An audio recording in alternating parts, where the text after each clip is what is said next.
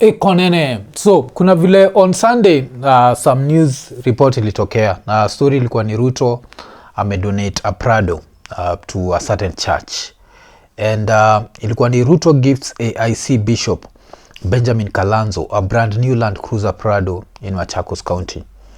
Then the image was there, Ruto akiangalia Obuda alikuwa amebambika mbaya kabisa.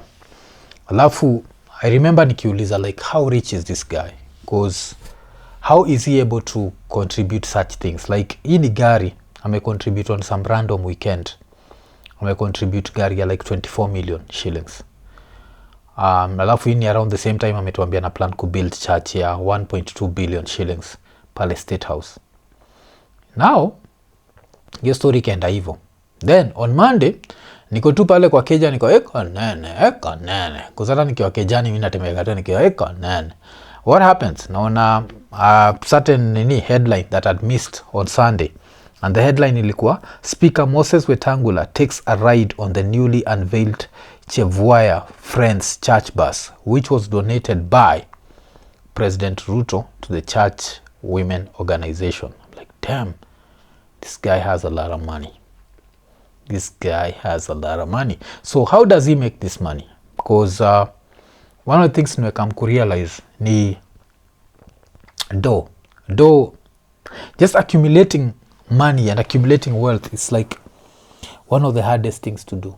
Like every time mtu fikiriaga na kumkaga mpatianaga example nikiwa radio, like my first job at YFM nilikuwa nalipwa 18,000 shillings, and I used to tell myself like damn, one day, because you time kwa tunafanya kazi na Nini I think alikuwa nalipwa 60. So this guy was getting like how many times? That's 3.33 times of what I was getting. So of course you'll be jealous, you'll be like damn, I hope one day naweza fika 60. Then what happened? At some point blah blah blah vitu kadhaa zika happen, nikaenda up ghetto. By the time niko ghetto radio, this is kama 2008, salo yangu after tax used to be 95,000 shillings, and stayed there for some time. Then like by the time niko natoka ghetto radio, salo yangu after tax ilikuwa around 137,000 shillings. And one thing that I realized is the same struggles that I had with the 18k were sort of the same struggles that I had with 137, because what used to happen is you upgrade. Ile time unaishi kwa keja 18 ya unapata salo ya 18k, you live in such a house. I think my rent in Isili used to be around, was it around maybe 7,000 shillings. Na hiyo time pia niko na stay na mmoja ma bro zangu, so we used to split that. By the time na Nini ghetto, my rent used to be around 27,000 shillings. Why am I telling you all these stories? Ni kukuonyesha how hard it is to accumulate wealth. And when I look at people who can contribute kaza 24 million shillings, I start asking myself, how much is 24 million shillings? If it's a salary, you'd have to earn 2 million shillings a month after tax and not touch a single cent for you to make 24 million shillings. A lot of us might never be able to make 24 million shillings. I don't know in my life, if you had to put kinwekea gun kwa kichwa nilikanisha yan in my whole life 24 million shillings. I don't know. I'm not sure, because salary zangu zimekuwa zikichezea hapo tuka, so kienda sana. I think ile time kuna time kwa nafanya nini, kwa nafanya QFM na bado nafanya Raya. I think hiyo time ndio nilikuwa nafika around kifika Tuchwani times 12, that's 3 million.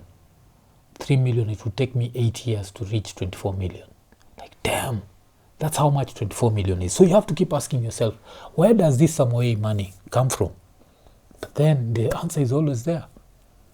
Gachagua, he ends up telling us. So Gachagua alienda pa me-explain kitu in a way that started to make sense to me. That yes, this actually makes sense. This is why this guy has bottomless pockets. Like the economy might be bottom up, but the pockets are bottomless. Wacha tusikize like part of what Gachagua was talking about, and now we try and see where Ruto gets all this money, because this makes no sense. 1 minute 24 million kwa Prado, church, kuna church aliendaga sijui wapi, na hizo sahau, kuna hizi zote za last year and what. So right now if you had to put everything that he's contributed in the past 1 year, especially after the Gen Z protest, kumbuka akienda kwa church akipatia na do mingi, I think he's contributed at least $250 million, like in less than a year. $1 billion. Unajua bilioni ni pesa ngapi? Like, damn, wacha tusikize Gachagua. Please, I have talked to the police in Nakuru and they are crying. They are saying the husband of Governor Kihika, called Mburu, is the one who is giving instructions to police. I asked police as who? No, he has said the wife is in charge of the county government and he is in charge of the national government in Nakuru. How so? He says, tells the police, I am the business partner of William Ruto. Damn. Skeyo. I'm the business partner of William Ruto. Sasa Gachagua anataka break down. So now you are going to see how all this money is possible. How this guy is able to contribute. Because don't forget, we are only, say it to July 22nd.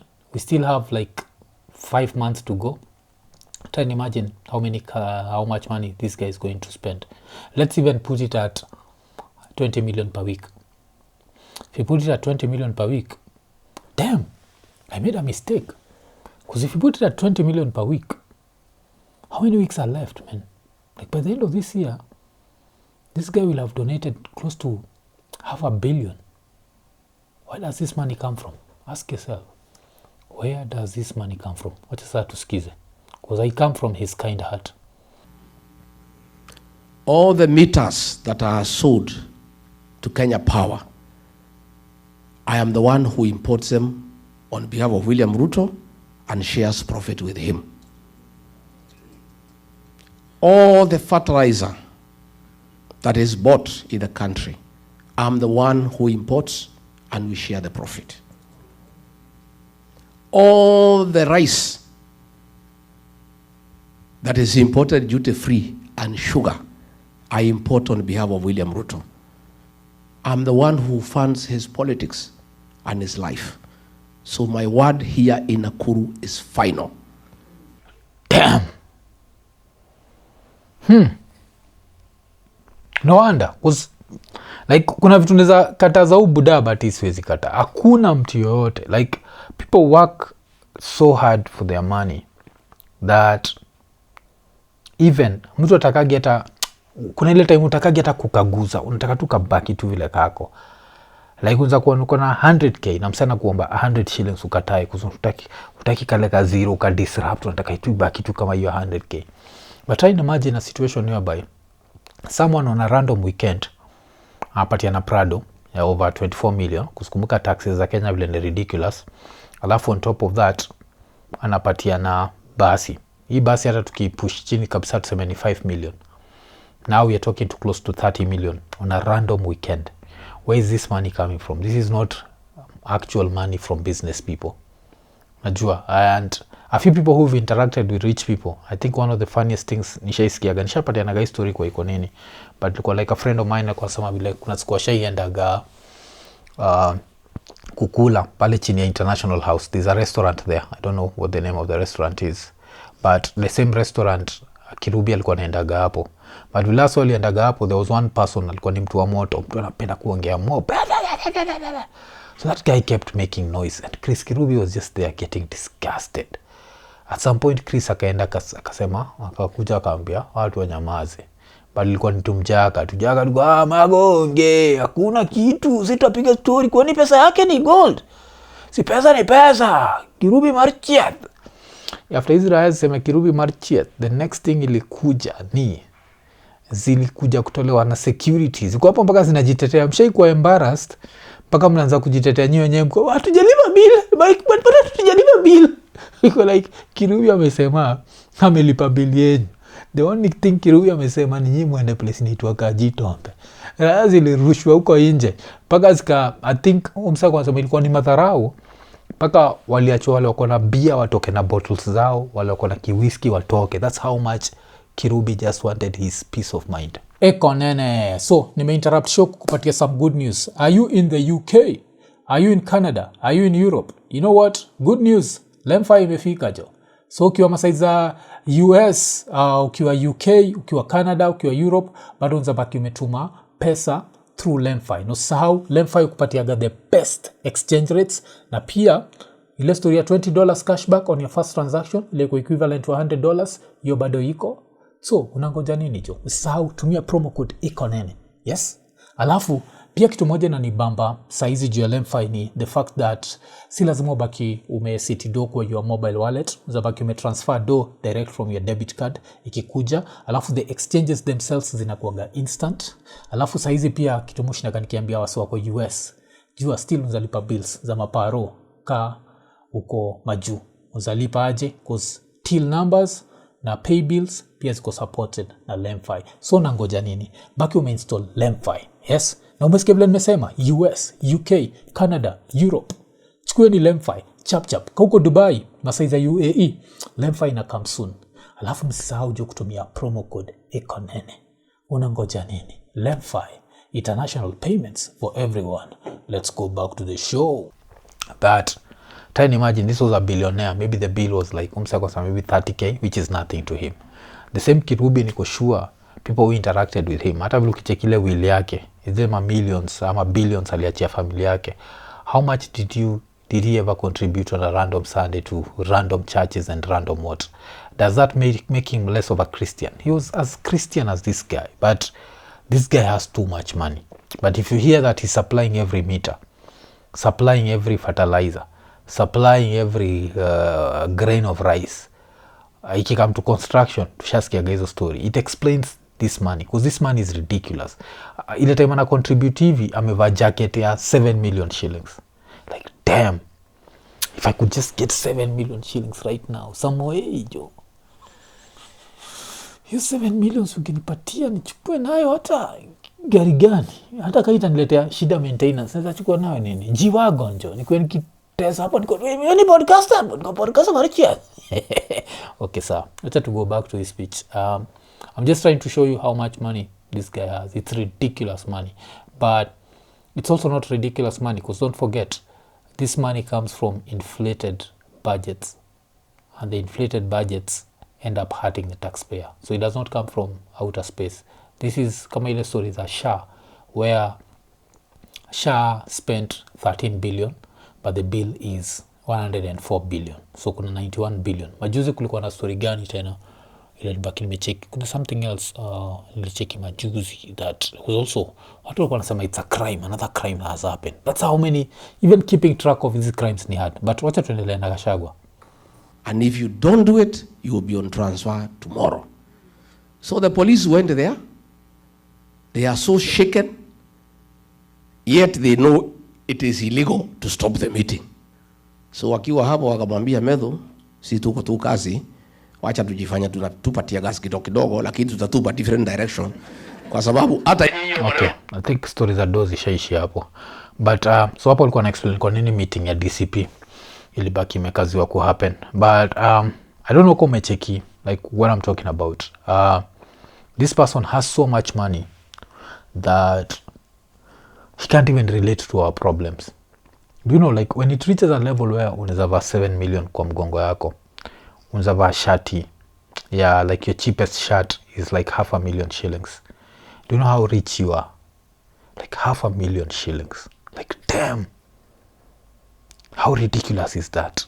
And you're just walking around, and it's not just one shirt. Unajua ingekuwa ni nguo, ikwe ni mandai, ikwe ni nini. Because talking of mandai, wacha tuangalia vile advertising inakuwaga powerful. I think, what was I doing? Kuna boy, like he's right now, his star is really going up. Boy into MC Exodus. So MC Exodus walivatiwa advert ye na nani time mpaka hata jina umsemine na nipotelea na GK Circle walipatiwa advert ya ku-advertise the Volvo shop. And I remember when I saw that, because I didn't know that Kenya has a Volvo shop. So I ended up nikajipata kwa hiyo Volvo shop, nikasema acha niangalie. And the prices, I was looking at the prices of those things, And I'm just telling myself like, damn man, I need to be out here making money man. Sina pesa. Like watu wako na pesa hapa nje, like hizi magari, like there's just a random shop ya Volvo na inauza tu magari hizi zote. Na hiyo time mseka Ruto akiangalia the same page, he's like, damn, this is cheaper than my jacket. And it's just ridiculous to me. And this is the reason why for someone like me, it's very hard for me to separate the son from the father. Because that amount of wealth and that amount of flaunting wealth, and for us to know that this wealth comes from inflated budgets, because that's all it is. Like everything is overpriced. A government should be getting stuff very cheap. Najua, like, mi nangoja ile police contract ibaki imetokea tuone the cameras they are going to come up with.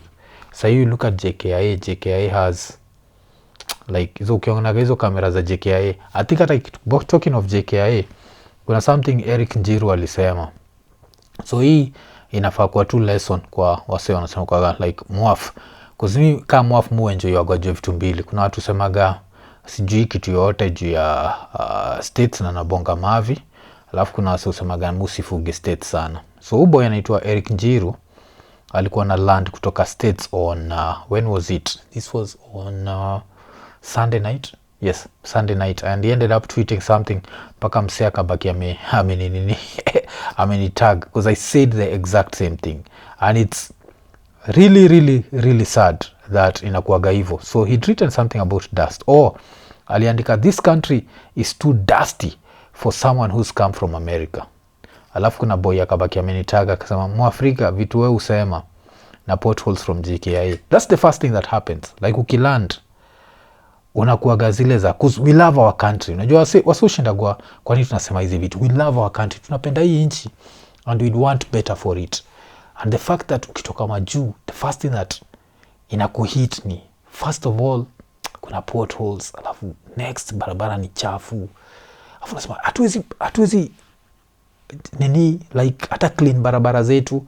Alafu you start to think about it and you're there thinking and you're unajiambia that someone like Ruto travels how many times? Ruto knows all these things.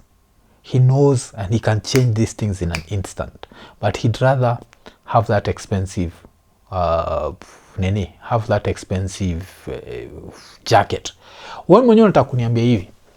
I don't know, the last time nilitumia JKI ni when? Maybe two months ago, I think. Nataka kuniambia Ruto msana anatumiaga JKI all that time. Akisema hataki pothole on that road ya kutoka airport. Hizo potholes zitakuwa. But he doesn't care. And at the end of the day, as long as he's getting his cut from huyu Mburu ama whatever the hell, as long as they're doing hizo mabiashara zinasemekana wanafanya, wataendelea kufanya. And what ends up happening is we as a country lose. And then you end up seeing wakina Susan Kihika, they are defending this government with everything.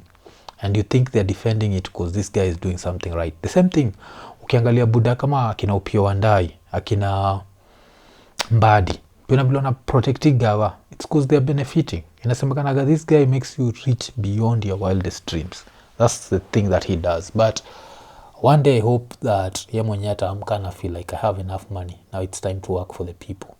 That would be good. Unajua, just work for the people. Just a few basic things. Just get rid of the potholes zile tunaget kutoka kwa airport. Let's start baby steps. Unajua, potholes, and then maybe after potholes we come to barabara kuwa clean. Muangaliaga, those are job opportunities.